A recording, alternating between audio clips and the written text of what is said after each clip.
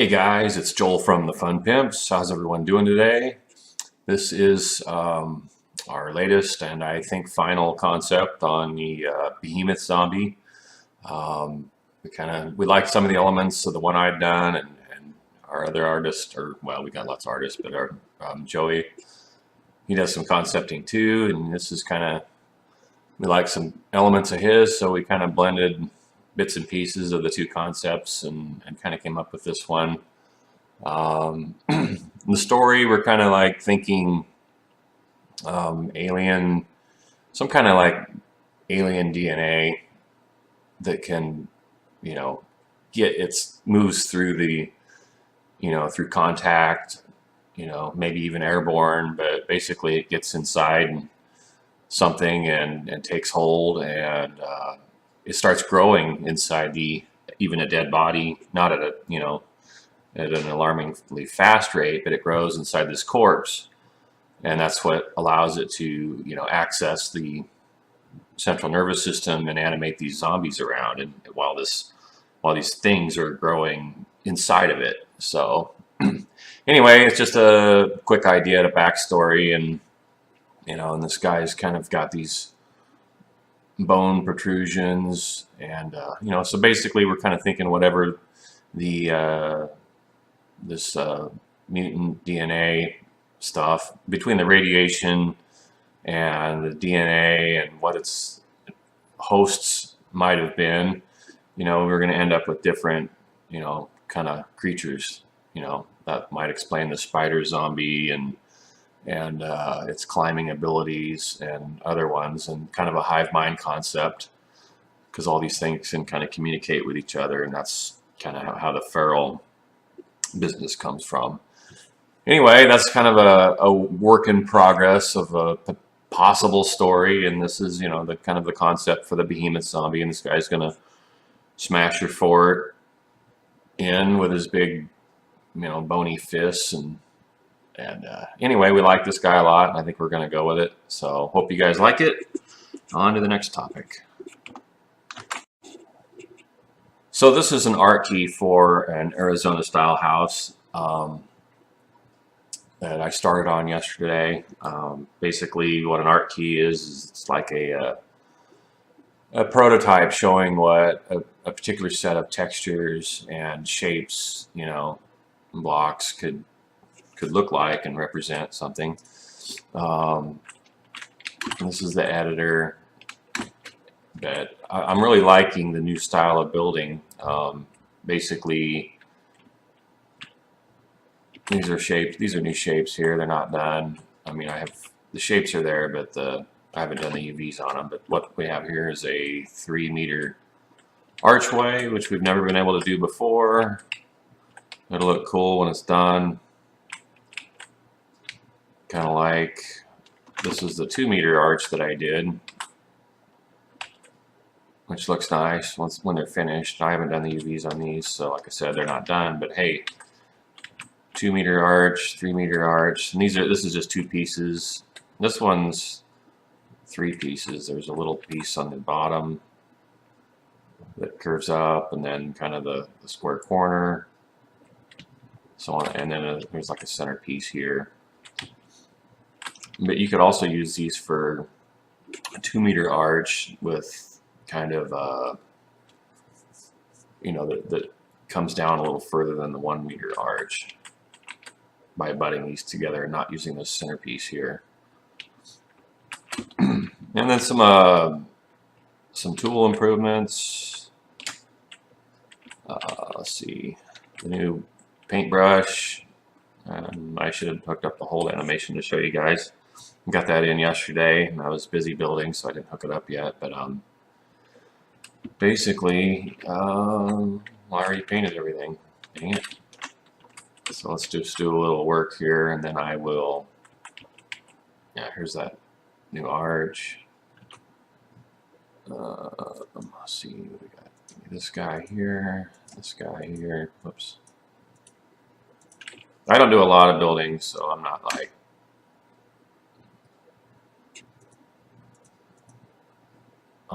the guy for this, but I'm the guy who kind of prototypes a lot of new stuff, and I'll do the textures, and then our level designers will go crazy with the new stuff that I make, and they'll do a bunch of cool things with it that I wouldn't even think of doing, or they'll use it in a way that, you know.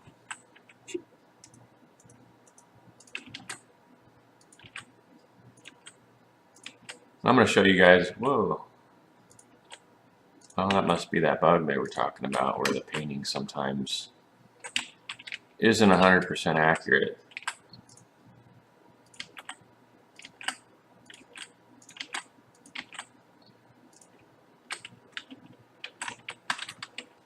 Anyway, I don't think we had any of these before because the UVs were so bad, but basically you can flip this guy. Let's see what happened here. I lost control. There we go. So here's our. This is probably temporary, but we've got simple rotations, on face, and advanced. Let me try on face. See if that. Yeah, that got it done. So now we can fill in these gaps and have a sloped ceiling on the inside. We never really had that before. And there's some lighting glitches going on. I don't know why. I think it's something to do with the editor mode. And then I think it's, the game doesn't have this, but the editor does. You can, should be able to, yeah, see how, oops. You can control and middle mouse click and basically copy the shape's rotation. Oh, what happened there? So I'm going to copy this guy. Oh, it's the on-face stuff that's overriding it. Let me just go to advanced. Yeah, there we go. So you can copy a shape and basically grab its rotation and stuff. If I knew where the next one was, I could copy that one. Anyway, let me move on. I just want to show you guys the paint tool. So instead of having to like look at the materials all the time, we decided that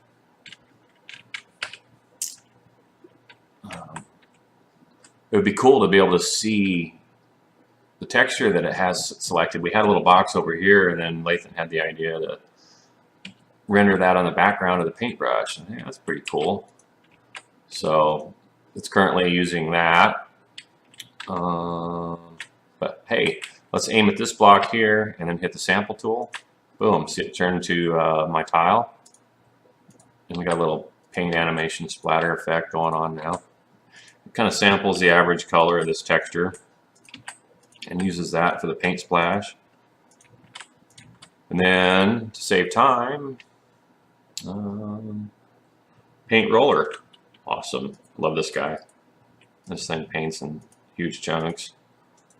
See, I'm erasing now in huge chunks. Boom, done. Pretty cool stuff. So I've still got to make, this is for an open archway, but I want windows in here. So I'm going to make a window pane built into these arches. So it'll be kind of like arch window set. And then it won't be a transparent window, but it'll be an opaque window because we can only paint opaque blocks. But, you know, there's ways to make that stuff look pretty good, I think. So it'll just be kind of reflective glass that's dark, and I think that'll look pretty good anyway. So yeah, this is just a quick look at the editor, and yeah, let me show you guys one other thing real quick.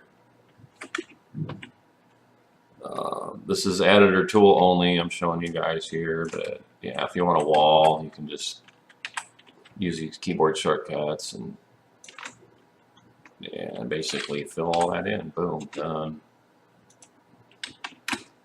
Pretty slick. I don't know when we're going to release the editor. I'm just trying to show off these other features, and I thought I might as well get some work done while I'm doing it. So, all right, guys, on to the next thing.